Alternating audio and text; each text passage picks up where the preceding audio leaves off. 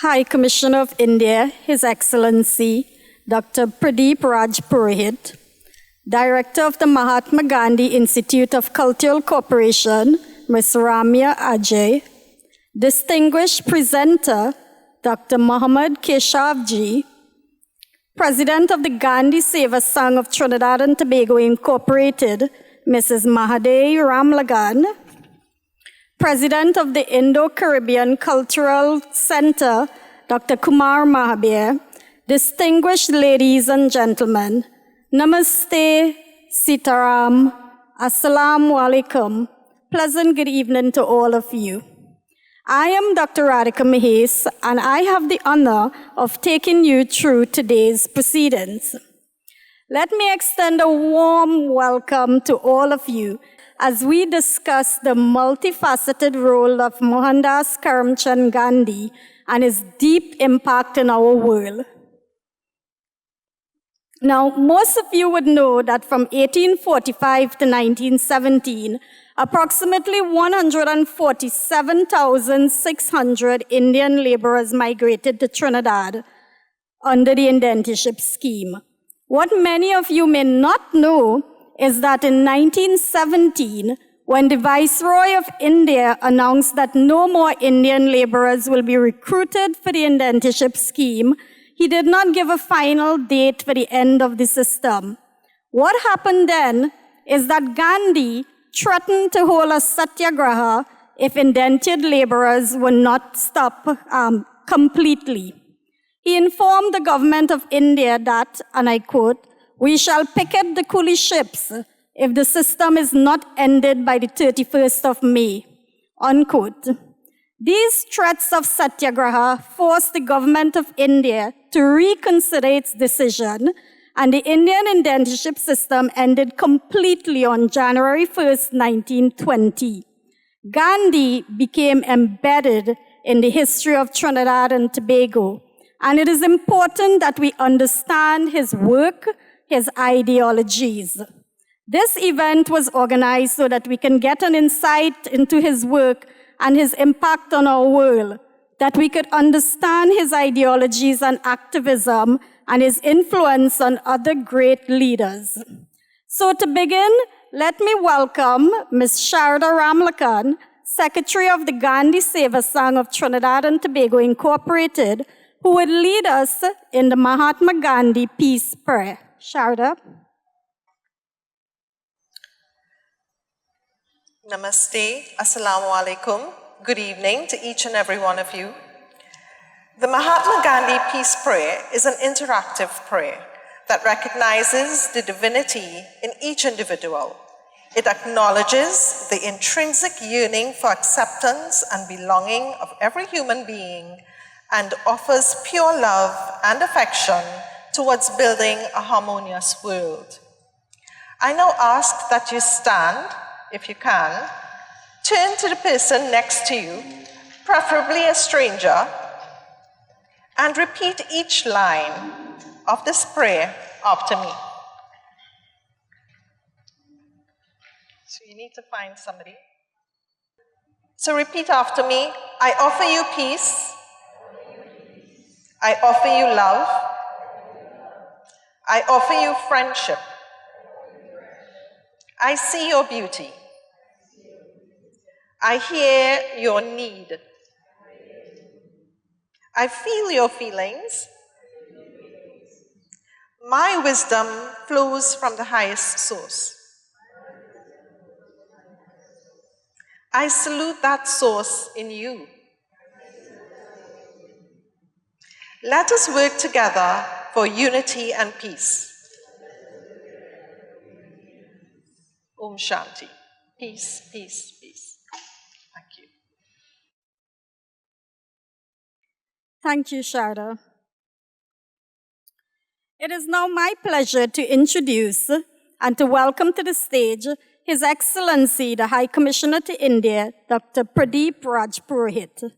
Dr. Raj Purohit is a career diplomat who joined the Indian Foreign Services in 2004. He assumed the charge of High Commissioner of India to the Republic of Trinidad and Tobago in October 6, 2023.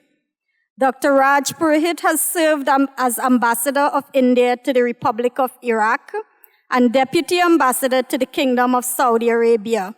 He also headed political section at the Indian Embassy in Berlin, Germany. He was Second Secretary at the Indian Embassy in Abu Dhabi, UAE. Dr. Raj Purohit is a medical graduate from the Dr. S.N. Medical College, Jodhpur, India, and briefly worked in the health sector before joining the Indian Foreign Service. I welcome Dr. Raj Purohit to the stage to bring you greetings. Namaste, Sitaram. The Gandhi Seva Sangh I have visited few times after my coming here, and I deeply commend their efforts and their commitment in promoting and propagating the values of Mahatma Gandhi in this faraway land for all these years. Their president, Madam Mahadai Ramlagan, the secretary, Ms. Sharda Ramlakhan, and today's our feature lecturer, Dr. Mohamed Keshavjee. And I hear Dr. Kumar Mahabir also here today, our beloved Dugal Sahab, and all ladies and gentlemen, our colleagues from the High Commission. I wish to see a greater audience actually for this lecture, very important, and we wish to have more such kind of lectures organized, sponsored, co-sponsored by the High Commission. But nevertheless, we have gathered. I warmly welcome all of you this evening. Mahatma Gandhi's life has actually symbolized and has become even more relevant in today's world, full of chaos and full of problems, wars, tension all over. So this lecture holds very important significance as we gather to reflect on the life and philosophy of Mahatma Gandhi. A man whose ideals have transcended the time and geography. The teachings are the guiding light for the present and the future of the entire humanity. I briefly go over, and I will be brief as we have the lecture, but Gandhiji's commitment to non-violence and satya, what we call truth and ahimsa, made him a beacon of hope, not just in India, but all over the world. Leaders like Martin Luther King Jr. and Nelson Mandela drew aspirations from Mahatma Gandhi's efforts and methods of peaceful resistance. Gandhiji's influence on all these global movements for justice and equality underscore the universal appeal and enduring power of his teachings. Gandhi envisioned a society where justice and equality prevailed, where every individual, regardless of caste, creed, or gender, had the opportunity to lead a dignified life. He believed in the power of individual and community to achieve the self-reliance both economically and morally.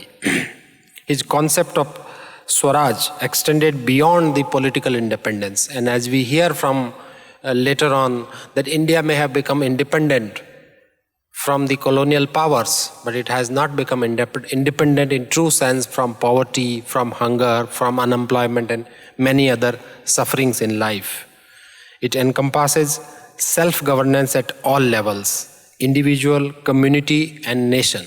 And Gandhiji used to say that the real India lives in the villages. So his focus was on the empowerment of the villages and the community development.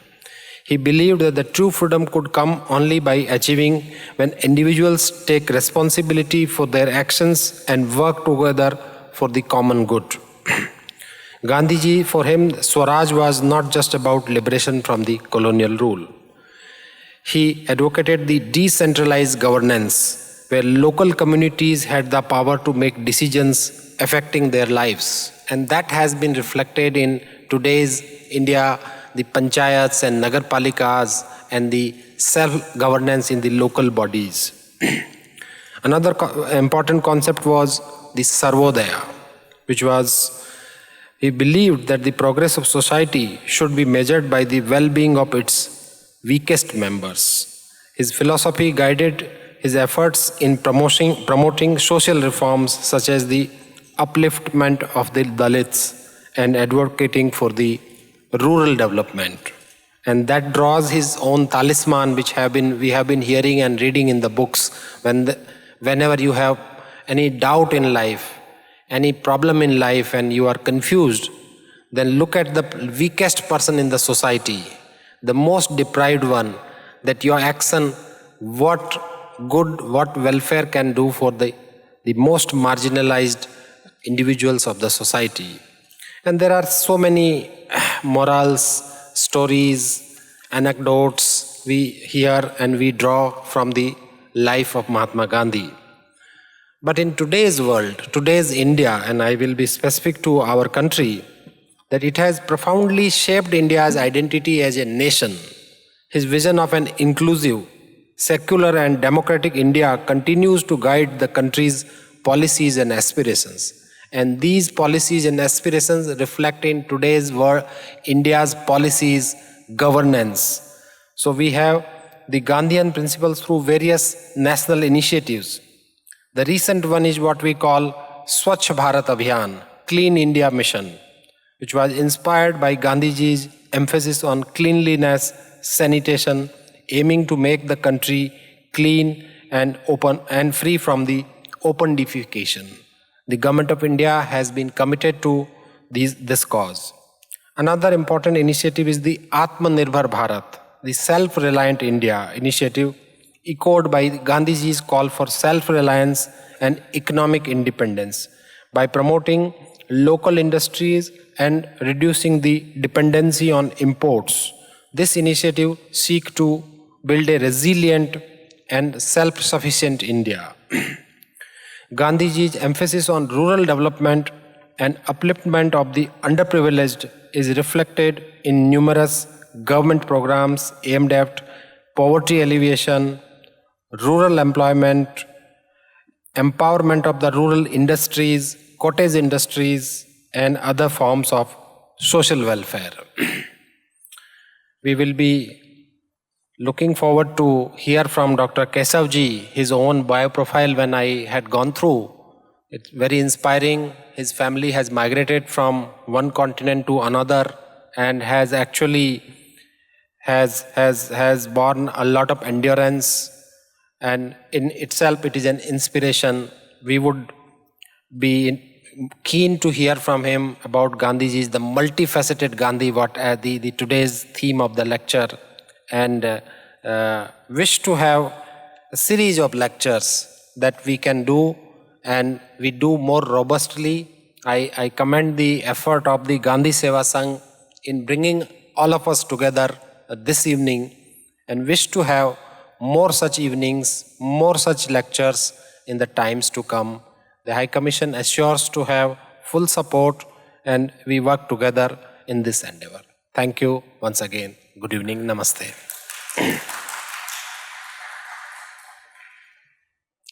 Thank you, Your Excellency, for helping us to understand a little more about Gandhi.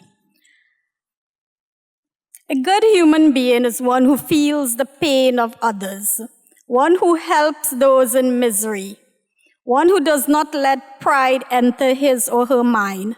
Bapu was the embodiment of humanity, and it is my pleasure to welcome now a vocal presentation on Bapu's favorite song to be done by the Hindustani teacher here at Mahatma Gandhi Institute of Cultural Cooperation, Dr. Kamla Dayani.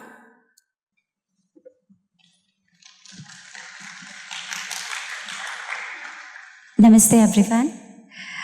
So today I will be presenting one Gujarati song, Vaishnav Jan to Tene Kahiye, which is Gandhiji's favorite song.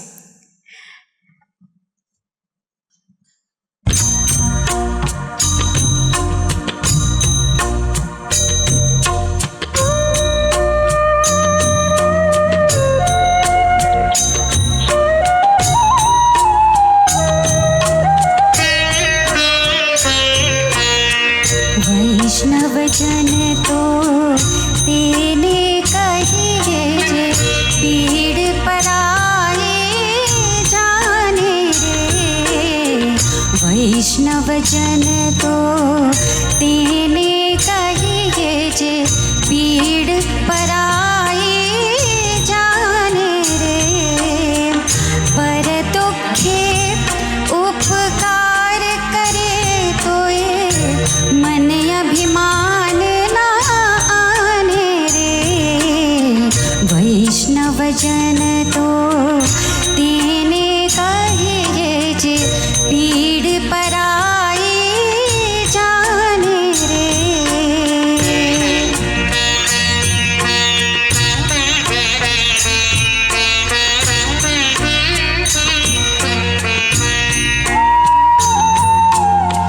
सकल लोक मां सहुने बंदे निंदा ना करे के रे। बाच काछ मन निश्चल राखे धन धन जननी तेनी रे। वैष्णव जन तो तेने कहिए जे पीड़ पराए जाने रे।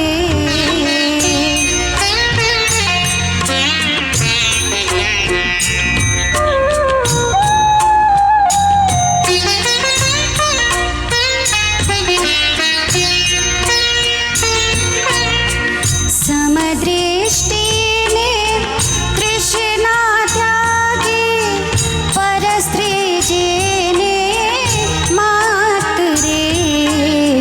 जे हुआ थकी असत्य न बोले पर धन नव झाले हाथ रे।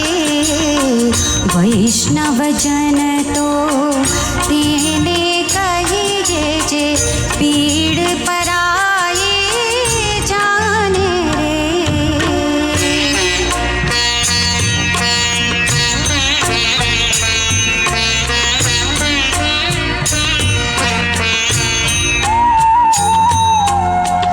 मोह माया व्यापे नहीं जेने दृढ़ वैराग्य जेना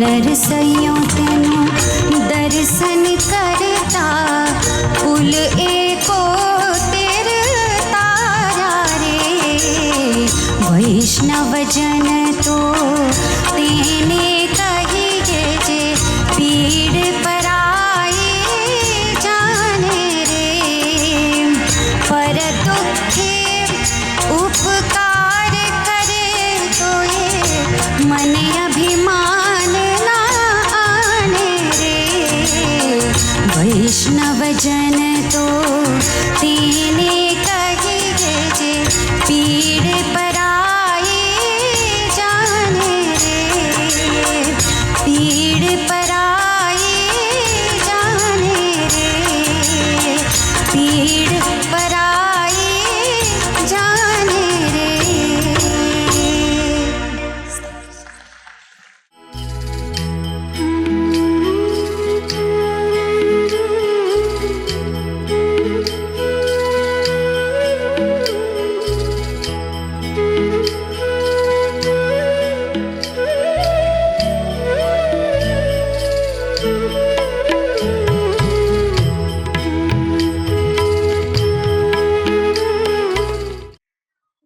What an absolutely beautiful rendition of Gandhi's favorite song. Let's give her another round of applause. And just to give you an idea of the meaning of that song, and maybe you'd understand why it was indeed his favorite song, one paragraph says, "A good human being tolerates and praises the entire world and does not say bad things about anyone. He keeps his or her words, actions, and thought pure. A good human being sees everything equally, sees everyone equally, rejects greed and avarice, considers someone else's wife and daughter as his mother. The tongue may get tired, but he will never utter lies, and he will never touch someone else's property. A good human being does not succumb to worldly attachments. Who has become staunchly detached from worldly pleasures? Who has been addicted to the elixir coming from the name of Ram, for whom all the religious sites are in the mind? Who has no greed and deceit? Who has renounced all types of desires and anger?" The poet Narsi would like to see such a person whose virtue brings salvation to the entire family. So thank you again, Dr. Dayani, for that beautiful rendition. And now let's go straight to our presentation today. So I have the pleasure of welcoming to Trinidad and Tobago for the first time our distinguished presenter, Dr. Mohamed Keshavjee. He is an Indo-African diasporic scholar who was born in apartheid South Africa, who lived in Wind of Change, Kenya in 1962, and who was a practicing lawyer in Nairobi when the Ugandan Asian expulsion took place in 1972. He has worked internationally for most of his life, and he was the first Indian from Africa to be awarded the prestigious Gandhi King Aikida Peace Award for his global work in peace and human rights education. Dr. Keshavjee is a barrister at law who was called to the bar at Gray's Inn, London. He obtained a LLB at Queen's University, Canada, and has a doctorate from the School of Oriental and African Studies, University of London. He is the author of several books, two of which deals with the diaspora, Into the Heavens of Freedom and Diasporic Distractions. He comes from a family that has a close association with Mahatma Gandhi. His grand-uncle was a close associate, and in 1914, when C.F. Andrews visited Pretoria, he worked from their family home. And I must mention that C.F. Andrews was one of the main persons who worked alongside Gandhi to end the indentureship system. Members of his family worked with Nelson Mandela in the Defiance of Unjust Laws campaign in South Africa in 1952, and in the freedom movement in Kenya, which led to Kenya's independence in 1962. Dr. Keshavjee's presentation is titled Multifaceted Gandhi, who gave the world a lasting moral vision. After his presentation, we'll have a brief discussion. Ladies and gentlemen, please welcome our distinguished presenter, Dr. Mohamed Keshavjee.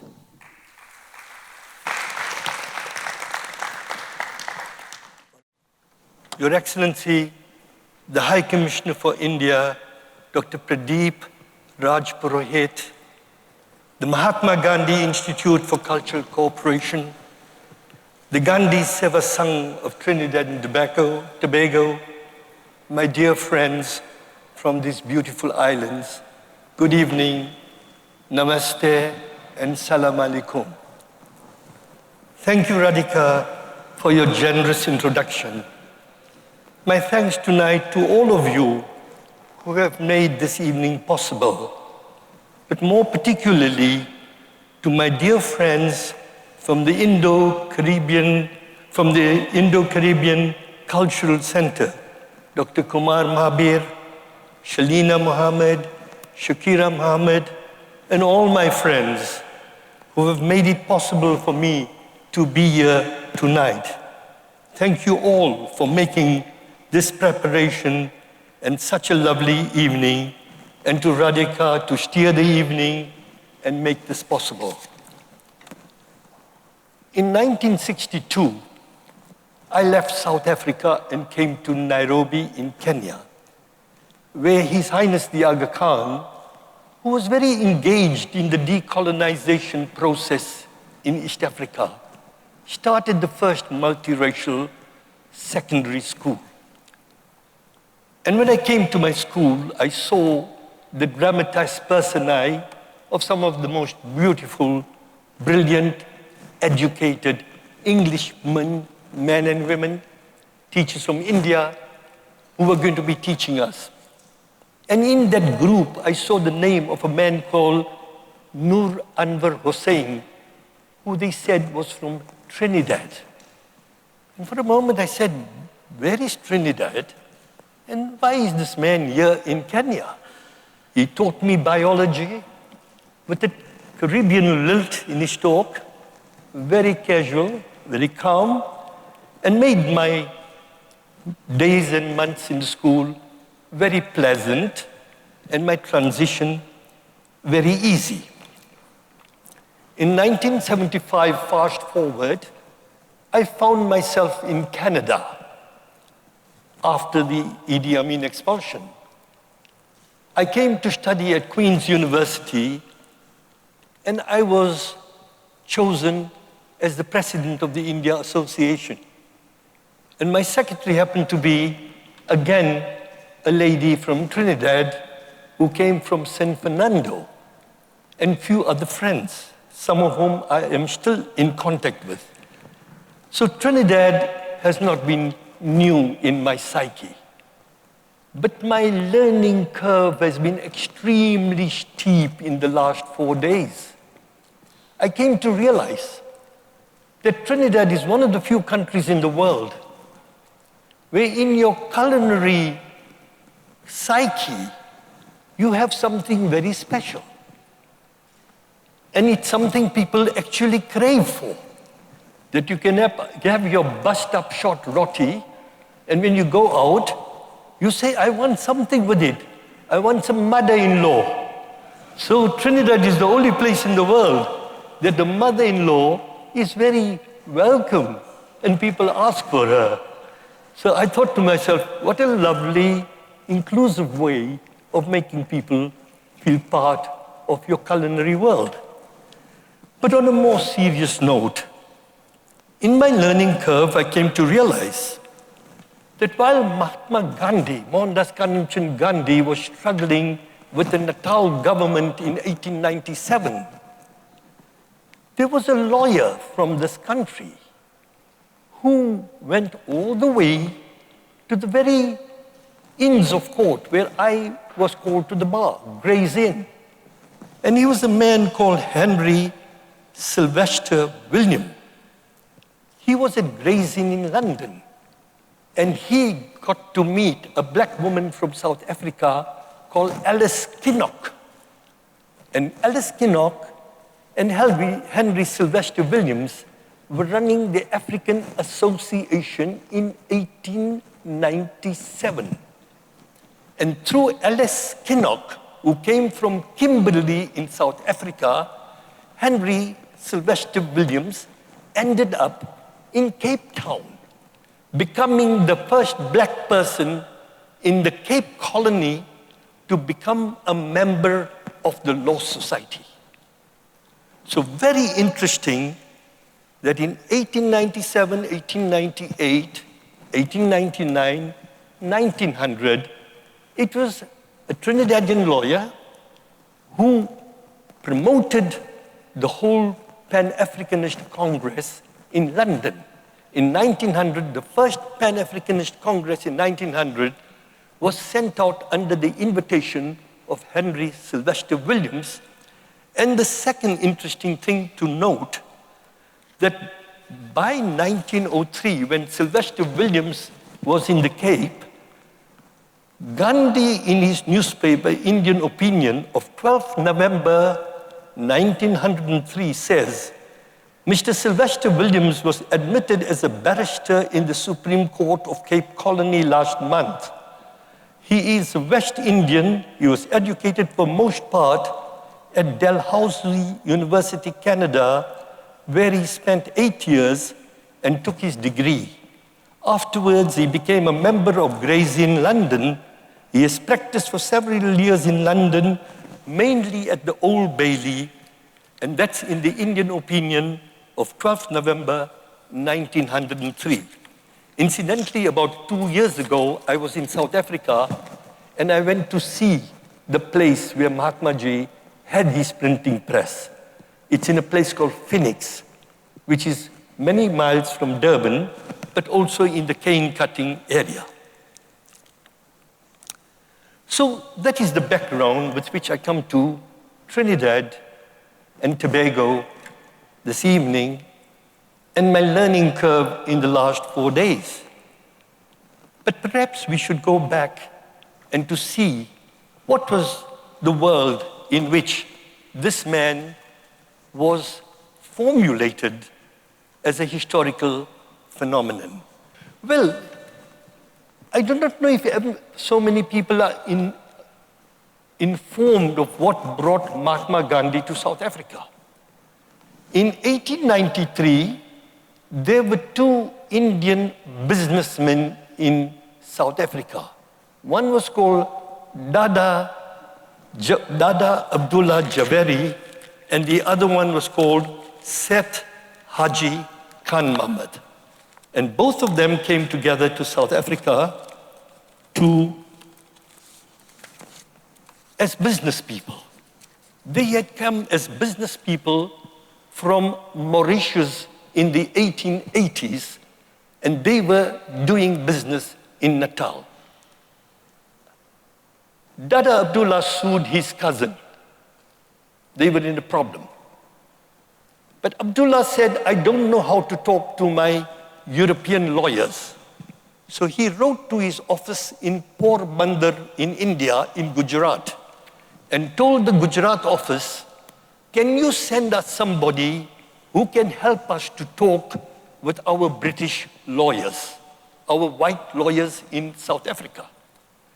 So in May 1893, Mohandas Karamchand Gandhi comes to Durban in South Africa on a contractual sum of 105 guineas. He got his contract right. It was 105 guineas, and he decided to come for a year. Dada Abdullah invited Mohandas Karamchand Gandhi to come to Durban and took him around in the law courts for a few days. Gandhi got to the law courts properly dressed as a British barrister, but he had his turban on. The magistrate asked him to take his turban off. Gandhi said, no, I can't. The magistrate said, but you can't come into my court with a turban on, with your hat. And Gandhi said, no. My wearing of my hat is my respect to the court. I will not take the turban off. So the magistrate said, I will have to ask you to leave the court. And Gandhi left the court. He then decided to go from Durban to Pretoria, place where I was born. I wasn't born then. And on the way, Gandhi bought a first-class ticket.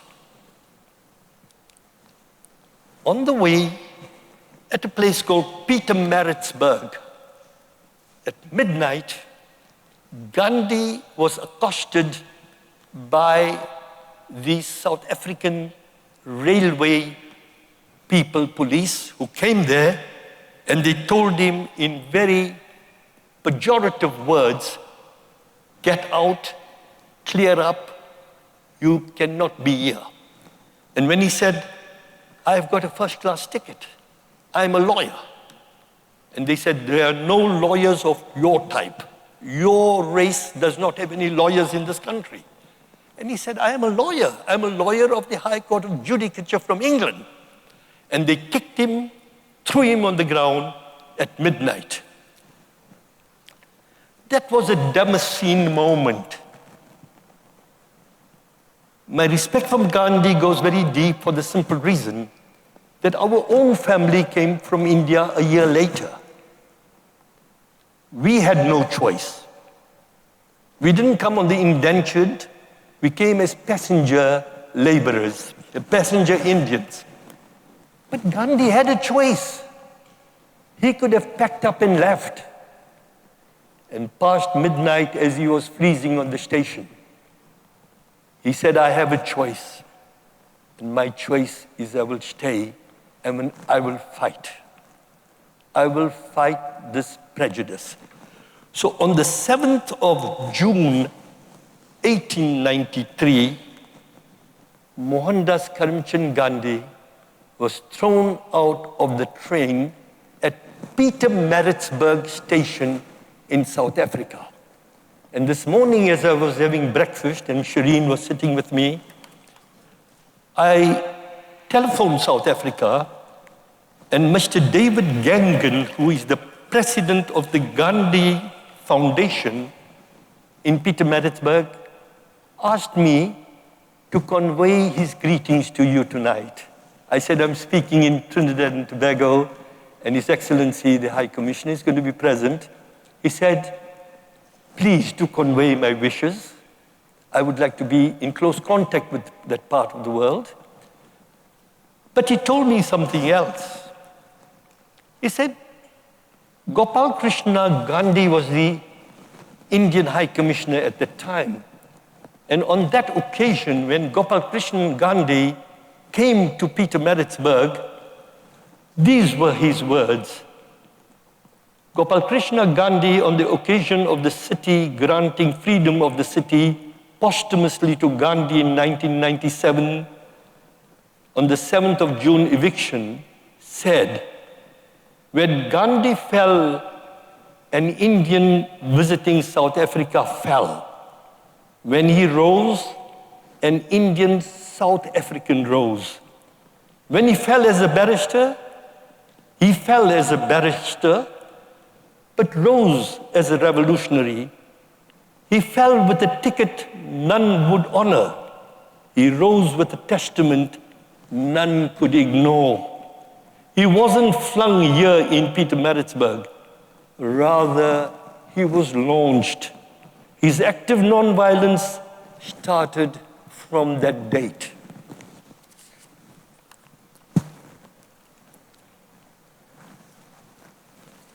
Following that, we find that Gandhi started in 1894.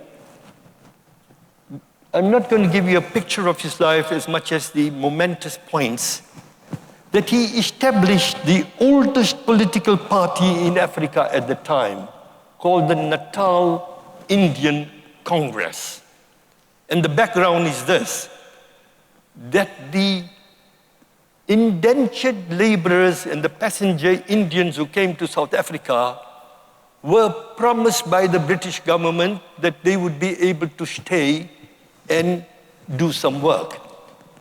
But the local whites were very antagonistic and brought in a disenfranchisement law against the Indians.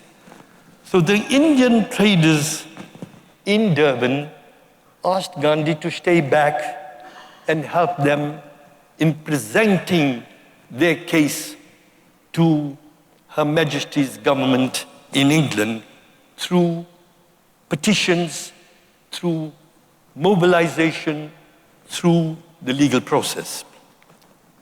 So Gandhi entered into the process of understanding mobilizational politics.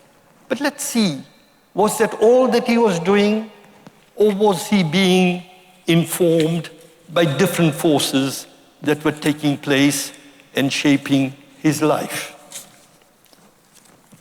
So we find in 1894, he starts the Natal Indian Congress. He mobilizes Indian entrepreneurial consciousness. What was the compact? The compact was that the Indian community said, can you stay back and work for us? And Gandhi decided to work for them because they gave him a retainer, but they said, help us. You are the only one who can put forward our problem with the government. What were the influences in Mahatma Gandhi's life? And Your Excellency, you mentioned Sarvodaya. Gandhi was inspired by Ruskin, John Ruskin. His book, Unto That Last, which he translated in Gujarati, calling it Sarvodaya. Its emphasis on respect for others, equality for all, concern for one's neighbors, insistence on justice for all are directly connected to Christian values. That's what Ruskin said. And Gandhi was influenced by Ruskin. Gandhi was also influenced by an American. Ruskin was British. Gandhi was influenced by an American called Thoreau. His philosophy of disobedience later influenced the political thoughts of Martin Luther King. Gandhi read Thoreau's Civil Disobedience. Gandhi called Thoreau, quote, one of the greatest and most moral men America has produced. Then Gandhi was also influenced by Leo Tolstoy. Tolstoy wrote the book, The Kingdom of God is Within You. It had a profound influence on Mahatma Gandhi. He was also influenced by the fourth person in that picture. My pointer doesn't seem to work, but that was Dadabhai Navroji, the fourth person. Dadabhai Navroji was the first Indian to be a member of parliament in Britain. And interestingly enough, in the conference that Henry Sylvester Williams conducted in 1901 at the Westminster Hall in London, Dadabhai Navroji was one of the participants, as was W.E.B. Du Bois of Canada.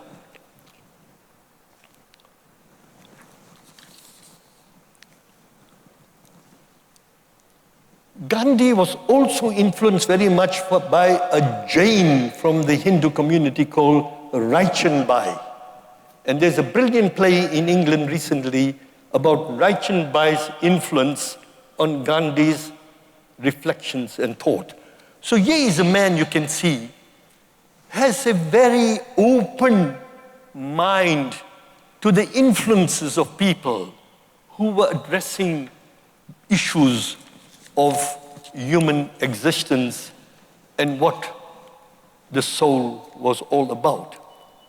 But he was also influenced by the Bhagavad Gita, by the Bible, by the Quran. So here was a man who was not stuck in one particular theological mode. Maybe I can quote my own family. My grandfather, Manji Keshavjee, came from India. Him and his 4 brothers were running a business in Pretoria. In 1912, Gandhi came to my granduncle. He said, look, I need some fee-paying students. I've started a school called Tolstoy Farm. I need some money for the children of those who are in prison. And my granduncle told him, my son is too young, I can't send him. Why not, he said. He said, well, I want to teach him the principles of my tariqah of Islam. Gandhi said, do you have any book? My granduncle gave him a book in Gujarati, because we are from Gujarat. He read the book. He said, leave the boy here. Leave the boy here. And my uncle was one of a group of students that Gandhi taught. There were Hindus, there were Muslims, there were Christians, there were Jains. He taught them. There was no worry that my granduncle had, that a Hindu barrister and a Jewish German architect, Hermann Kallenbach, were teaching this Muslim boy principles of morality and behavior. So that was the background. Who were the local people that worked with Gandhi? They were local people. That is Mohamed Ahmed Kachalia.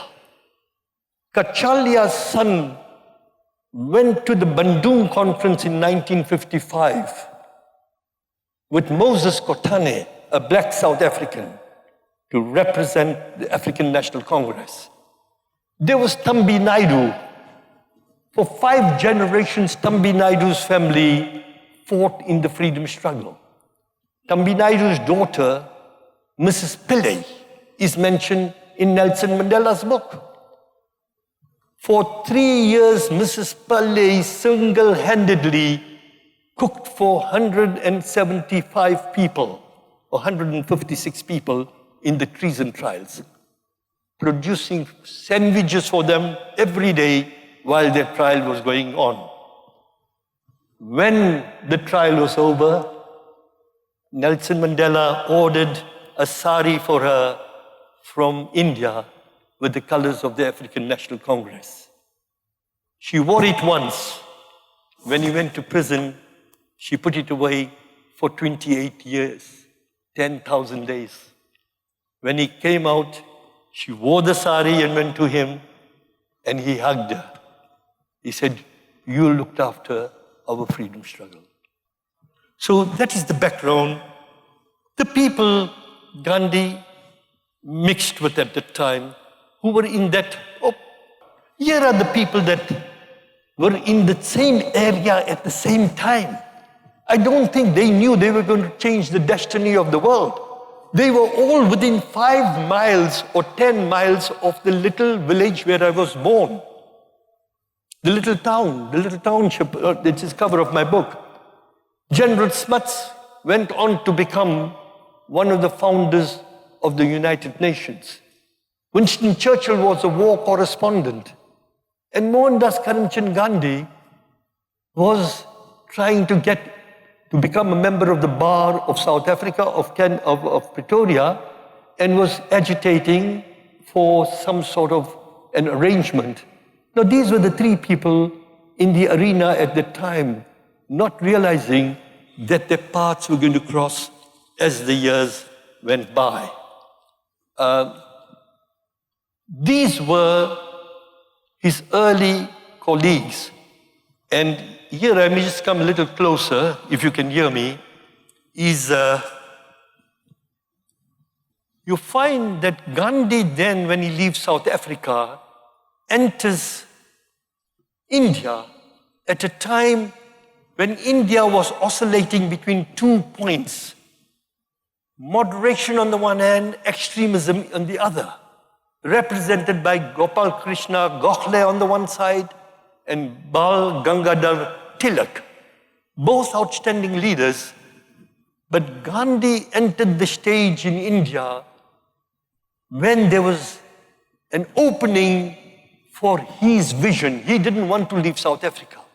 G.K. Gokhale came to South Africa and said, leave South Africa, we need you in India. Gandhi was not prepared to leave. But destiny pulled Gandhi into India to come at a point where he was going to fill a niche in transforming the Indian National Congress from what it was at that time into what it was going to become. And in this picture, you can see Gokhale is in the first picture, Tilak is in the second picture. The postage stamp is the person Radhika mentioned to you, C.F. Andrews. C.F. Andrews heard about Gandhi through the Viceroy in India. And when he came to Durban, he asked Pollock, one of Gandhi's colleagues, who is Gandhi? Because when he came to the docks, he saw a man with very simple clothing, khadi clothing. He said, who is Pollock? Or who is Gandhi? And Pollock showed him Gandhi. And he bent down and wanted to touch Gandhi's feet. And Gandhi said, no, don't do that. But it was that inspiration that led C.F. Andrews to move towards the eradication of the indentured system, which happened only in the 1st of January 1920. You will see on the extreme left, Gandhi is, I think, in a photo with Rabindranath Tagore, who gave him the title of Mahatma. And I think in the bottom picture, you can see Sarojini Naidu. Sarojini Naidu came to South Africa, I think, in 1914 or so, and then she came to East Africa in 1926, and also to South Africa again. So these are the early colleagues, the early influences on Gandhi's life. So we've spoken about the scriptures, we've spoken about how he gets to India, we've spoken about C.F. Andrews, and C.F. Andrews was given the title of Din Bandhu after he did his work in Fiji on the indentured system, on which there was a great report written.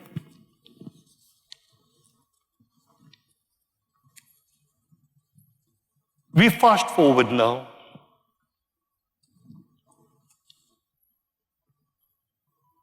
South Africa in 1948 becomes the world's center of apartheid. Apartheid becomes the creed of the South African government for the next 50 years. But a year before this happened, India was the country that internationalized the apartheid problem at the United Nations. While Indians were marching in the passive resistance in 1947, and these people were developing the credo of a racist society, it was under Jawaharlal Nehru that Mrs. Vijaya Lakshmi Pandit, his sister, led the case at the United Nations. And on the team was Kunwar Maharaj Singh. It was also Mamdali Karim Chagla, a leading jurist, and also Krishna Menon was in that group. They went to San Francisco and they discussed the whole concept of apartheid. Fast forward a bit, 1960, the wind of change, where Harold Macmillan gives a speech on the 3rd of February 1960, reminding the South African government that there is a wind of change blowing over Africa. Take heed of it. It is going to blow over the continent. Who were the people who were going to be part of it? This is a picture of two leading South Africans who were in the freedom movement as South Africans. Monty Nyker, the slightly chubby man, and Yusuf Dadoo at the back. And near Yusuf Dadoo is Nelson Mandela. Mandela, Dadoo, Nyker were at the forefront of the freedom movement. Nyker and Dadoo were at the forefront of the freedom movement in the 1930s. They were from Edinburgh University. Monty Nyker became a medical doctor at Edinburgh. Yusuf Dadu became medical doctor from Edinburgh. Dr. Gunam, among the first Indian women doctors, Edinburgh educated. Masida Ismail, whose son wrote a book with me on law, from Edinburgh. They all came and they were in mobilization politics based on the principles of non-violence. Come the 1940s, we see three leading black Africans in the movement working closely under that aegis of freedom: Nelson Mandela, Oliver Tambo, Walter Sisulu, giants of the South African freedom movement. Oliver Tambo was the man responsible for the framing of the South African Constitution as it is developed today. A very outstanding piece of work he did. L.B. Sachs has spoken about Oliver Tambo's vision. And if you ever get the opportunity on your website to see L.B. Sachs speaking at the Global Center of Pluralism in Canada, he will give you an idea of how the South African Constitution was formulated. These are brilliant giants of the independence struggle movement. Now, this is the South African dimension. Let me go one stage further. Who were the great leaders of the African movement? Dr. Kwame Nkrumah, Julius Nyerere, Kenneth Kaunda, Nelson Mandela. And an interesting point where Trinidad comes back into this whole field is when in 1945, there was the Pan-Africanist Conference at Manchester, the 5th Pan-African Conference in Manchester. The brilliant organizational man behind that was George Padmore of Trinidad. And Padmore was introduced to Kwame Nkrumah by C.L.R. James, also from Trinidad. Kwame Nkrumah, Julius Nyerere, Kenneth Kaunda espoused the principles of non-violence in the decolonization process. 1957 was the year in which the Gold Coast became independent with Kwame Nkrumah as the president of Ghana. Kwame Nkrumah's whole program of what he called the reform movement in October 1950 was based on the paradigm of Gandhi. Julius Nyerere was known as the Gandhi of Africa. Kenneth Kaunda said, whatever I read of him went straight to my heart. Nelson Mandela spoke about the tremendous impact that Gandhi's philosophy had on the transition that took place in South Africa. I will now go to the last slide, which is been part of my own learning curve. Incidentally, before I forget, when Nkrumah went back to Ghana, I think Stafford Cripps's daughter was getting married to a Ghanaian called Joe Appiah. And Nkrumah asked George Padmore to delegate for him at the wedding. So there's tremendous interaction from this part of the Caribbean to the decolonization we saw in Africa that took place in the 1960s, the wind of change period. Lastly, influences from this part of the world that went back to Africa were quite diverse over a long period of time. But you have people from Martinique like Amy Césaire and Frantz Fanon. There were people like Che Guevara who spent some time in East Africa. There was Fidel Castro and his work in Angola and Mozambique in the freedom movement. But there were women in the Pan-Africanist movement, such as N. Ashwood Garvey. So Marcus Garvey had an important role to play. Much later, there was Stokely Carmichael, who came to work in Africa. So this was the prominent Caribbean American influence from this side and Gandhi's influence from Africa in the political emancipation movements that took place from 1957. All right, let's see what Martin Luther King said. Martin Luther King's words, he says, Jesus showed the idea, but Gandhi gave us the method.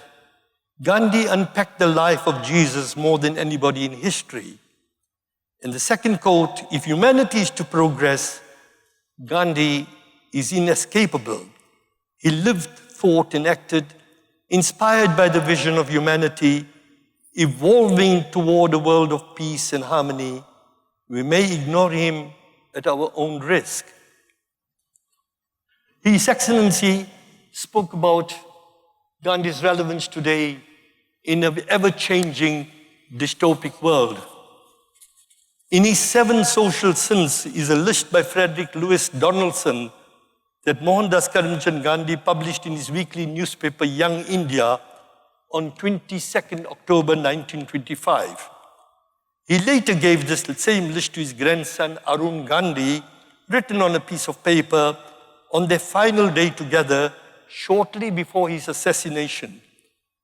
Mahatma Gandhi said the 7 sins are: 1, wealth without work; 2, pleasure without conscience; 3, knowledge without character; 4, commerce without morality; 5, science without humanity; 6, religion without sacrifice; 7, politics without principle.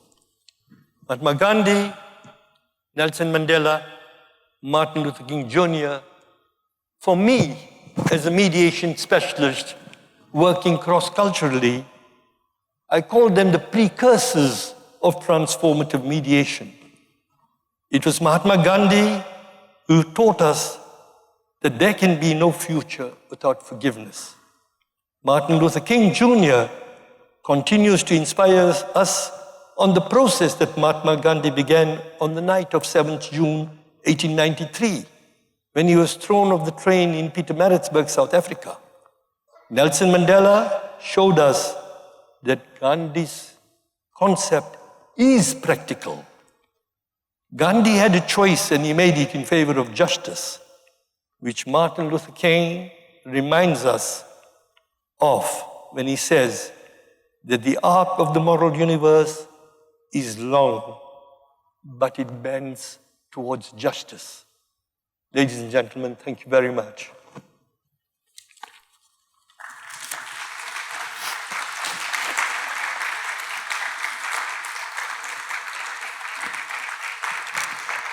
Thank you. Thank you very much. Thank you.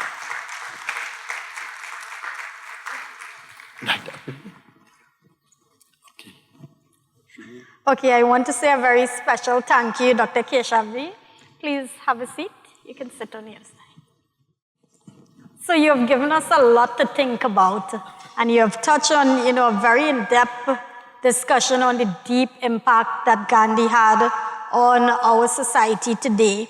And we just have time for a few quick, a very short discussion. But the first thing I want to ask you, that there are at times concern that in Gandhiji's earlier writing, some of his terminology, well, at least as viewed by today's standards, sounds somewhat insensitive to the whole notion of polarization.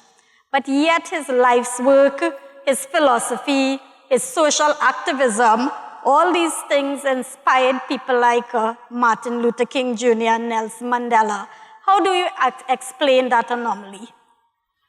You see, any man lives in time. Context is important, and contextualization itself is important. In the 19th century, terminology was used, which at that time had a different connotation. That was a terminology that at that time did not create sensitivity. Yet today, 125 years, we are more sensitive to the way words are used. I mean, we see this in gender justice. People say today in England, don't say his and hers. Which toilet do we use? What gender am I? Why am I not respected because you're using a male gender or a female gender orientation? So number one, I would say it's important to understand the context in which you operated. Number two, Gandhi was a man of deep honesty who would examine his own faults and his own presuppositions. And so Gandhi evolved from a man who fell on the stage and he became Gandhi the principle. He did not become Gandhi the icon. He didn't want people to revere him and venerate him. He himself said, I am human, I make mistakes. Yeah. But if you read my experiments with truth, you will see Gandhi's honesty with himself. And I would also suggest read his book, Satyagraha in South Africa. The level of his honesty was unimpeachable in terms of his own presuppositions. But when you look going forward, that what could this man have taught that a person like Mandela, who had never seen him before, they shared the same jail. If you go to South Africa and go to the Constitutional Court, Nelson Mandela and Mahatma Gandhi shared the same cell, but not at the same time. What was it that inspired Martin Luther King? What was it that inspired Dr. Du Bois? Dr. Du Bois wrote to Mahatma Gandhi in 1929 to say, can you help us? We know you are busy, but in our people here are feeling a deep sense of pain that they come from a slave background. And Gandhi replied to him. He said, tell our people there's no shame in being a slave. There's a shame in being a slave owner. So when you see how Gandhi evolves over the years, Gandhi spoke to people beyond time. He spoke to people beyond the racial or the religious or the gender issue. Because he spoke of eternal principles. When you look at the concept, and I spoke of transformative mediation, Nelson Mandela drew on the concept of Ubuntu. It's a whole topic of the humanization of the other, even if he or she is your enemy. Mandela was able to do that. Martin Luther King drew on the principle of agape. And Mahatma Gandhi developed the notion of satyagraha. Satyagraha is not non-violence. Satyagraha is the principle of getting into the depth of your soul and becoming human in whatever struggle that you have to continue. And I think these principles go beyond time. It's no longer Mahatma Gandhi, Mohandas Gandhi, the man. It's Gandhi becomes a principle that then speaks to the human predicament, whether you're talking of inequality between the North and the South, questions of the world's environment. There's where Gandhi speaks to you. When he says, be the change you want to see happen. What is he telling you? You want to change in society, change yourself. Lead by being the change you want to see. What does he say when he says, there's enough in this world for our need, but not enough for our greed? Simple aphorisms, but they speak to the human soul, because they speak about the process by which we have to become human in the struggle that we have to face at any level. And Gandhi had his own struggle. Gandhi had his pain. Gandhi had his sorrow. You mentioned again transformative mediation. How do you think that whole concept of transformative mediation is applicable in a society today? And what kind of role do you see the teachings of Gandhi and Martin Luther King and Nelson Mandela playing in conflict resolution today? I see a very big role of this. Incidentally, I spoke to the president of the Gandhi Society in Pietermaritzburg because they are publishing a paper I wrote on mediation. Very briefly, I'll tell you what mediation is for those of you who may not know. For many years, we have seen a society so deeply involved in litigation.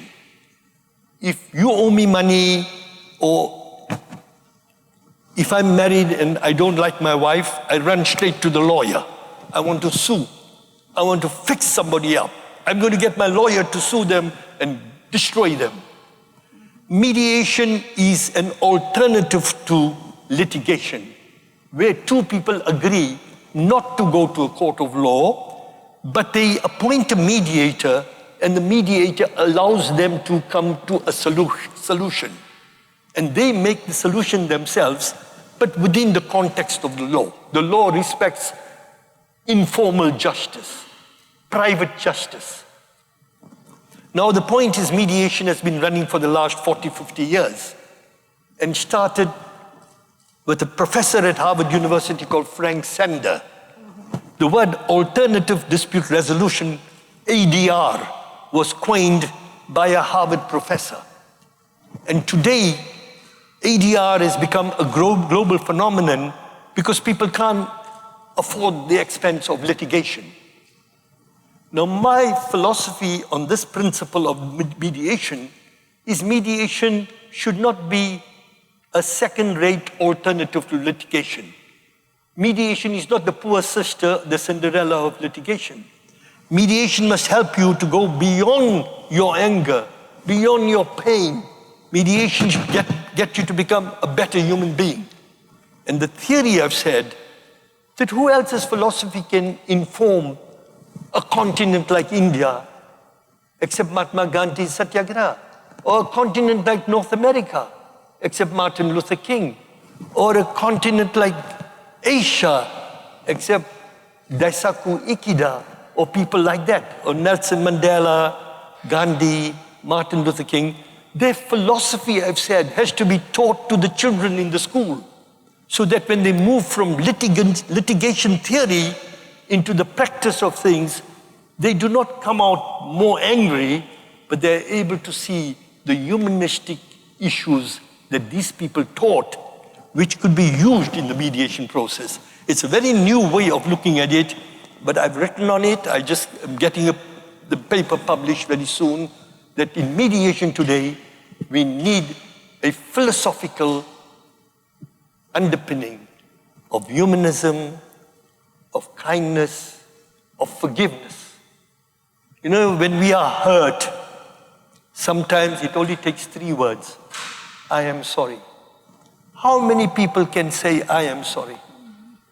And I'll be very honest, I have a little problem I'm having with somebody now. I've been pained because I couldn't say sorry. And I said to myself, am I living to the principle for which I won the Gandhi King Ikeda Prize? And it's given me sleepless nights. The ability to forgive is when your soul reaches to another level. And I think that is the universality of Martin Luther King, of Gandhi, of Mandela. They taught things that take the soul to another level. And it was that I was trying to bring into the mediation process. And practically we did it. We did a training program in Montreal. We did a training program in India. We got the judges to participate in it, to show people that you can go much further when you're ready to forgive and not be in the notion of hatred and victimhood. So, you know, there's so much that I can ask you, but in the interest of time, I'll just ask you one more question. What do you think is the biggest inspiration that our younger generations can get from Gandhi's teachings?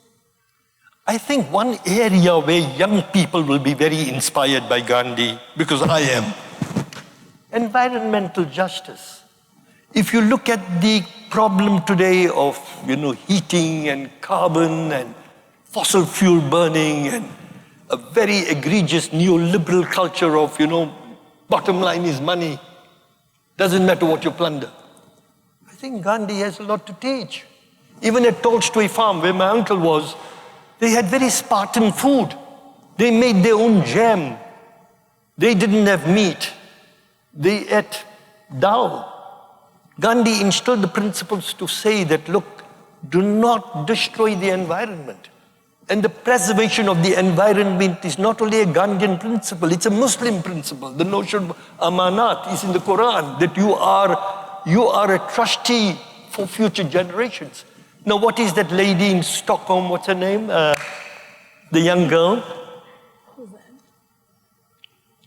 Greta Thunberg. What is Greta Thunberg saying? Don't take our future away, it's ours. Don't destroy the planet. You're taking away what's ours. So I think for young people, climate justice, very important. A respect for the environment, very important. The global inequity between the rich and the poor. That do you amass wealth beyond even thinking when the next person doesn't have a piece to eat? In your food is the destiny of the next person who doesn't have anything to eat. If you can't look at it that way, and I think younger people today, it's not all doom and gloom. Our younger people have ideals. We need to capture their imagination with more creative thinking in those fields that now are hurting them. Gender justice is one of them. Global inequality is another issue. There are a whole lot of issues. I mean, look at the global world today with the conflicts we've had. Where do you start? I mean, you see conflicts everywhere you go.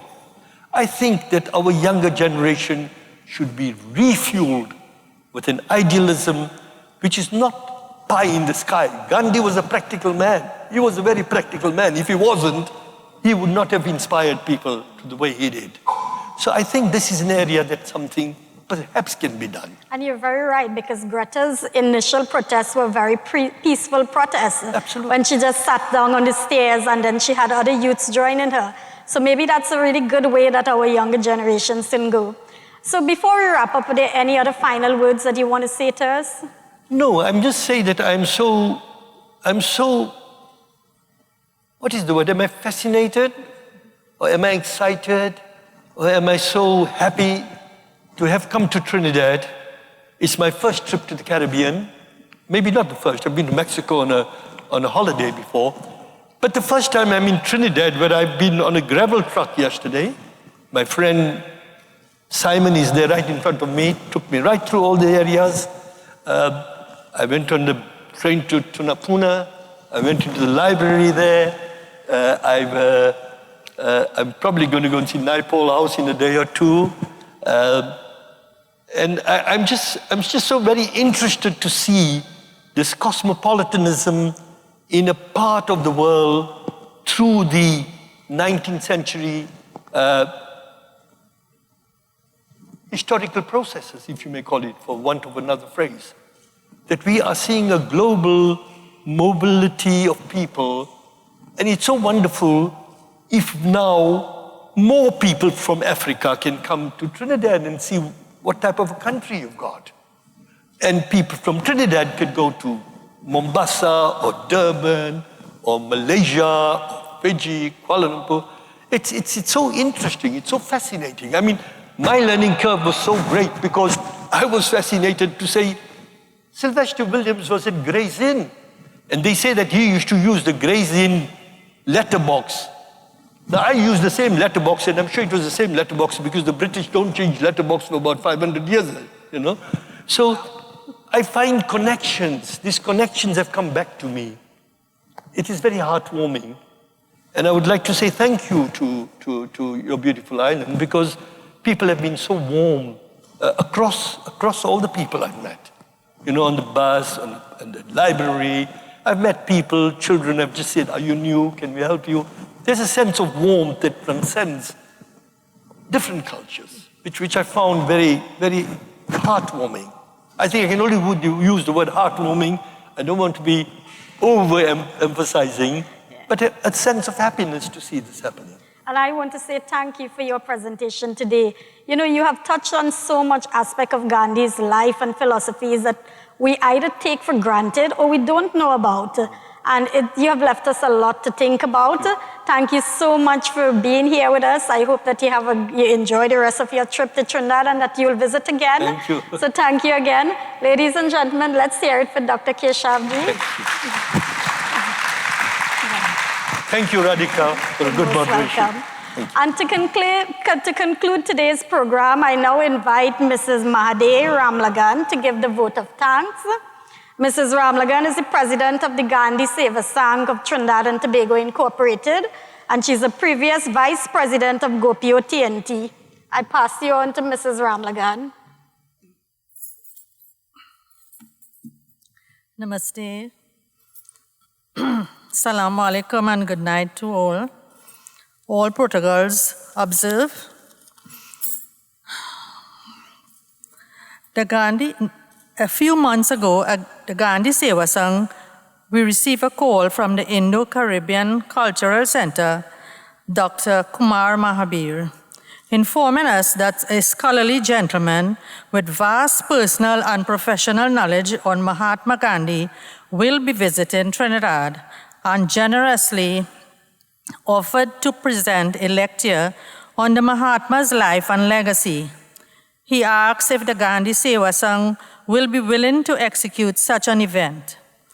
Given such an opportunity, we could not pass up, and the planning began to get an appropriate platform to deliver that would inform, motivate, and inspire our Trinidad palate.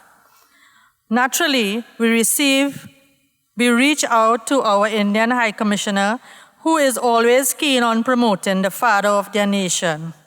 And so this evening, we'll express our sincere gratitude to God Almighty for giving each of us the grace to be present here in this lovely company tonight. To the High Commissioner of India, Dr. Pradeep Raj Purohit, thank you for collaborating unhesitantly with the Gandhi Seva Sangh to promote this event and for gracing us with your presence this evening. MGICC, to the director of the lovely facility, Mrs. Ramya Ajay, you are a pleasure to work with, and your hardworking, user-friendly staff also. Thank you for your service. Your efforts don't go unnoticed. Indo-Caribbean Cultural Center, Dr. Kumar Mahabir and Shalima Mohamed, who generously shared their guests with us and provided support and recommendations to make tonight a success. We say thank you, and we wish the ICC well on their oncoming trip to Grenada. Dr. Radhika Mahes, to Dr. Radhika, who willingly agreed to give her time.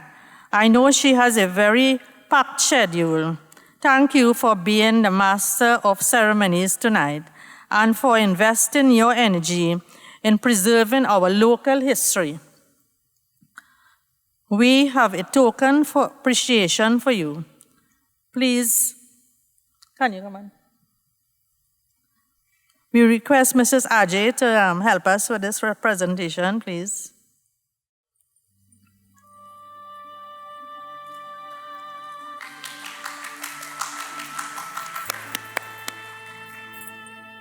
Dr. Mohamed Keshavjee, to the man of the hour, who spent a lot of time preparing this presentation and who endured a long flight to deliver such a well-researched, enlightening, and inspiring presentation on a topic that he holds dear to his heart. We owe you a debt of gratitude.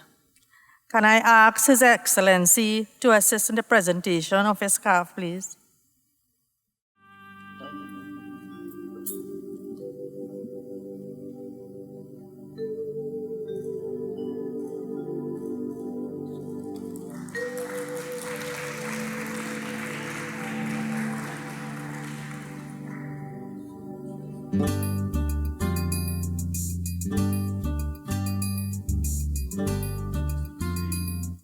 Privilege and pleasure to be here with His Excellency, the High Commissioner for India, on this very auspicious moment. Thank you so much.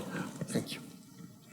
Thank you. And finally, to you, our honored guests, each person invited today was chosen because of tremendous work you are doing to build a better TNT.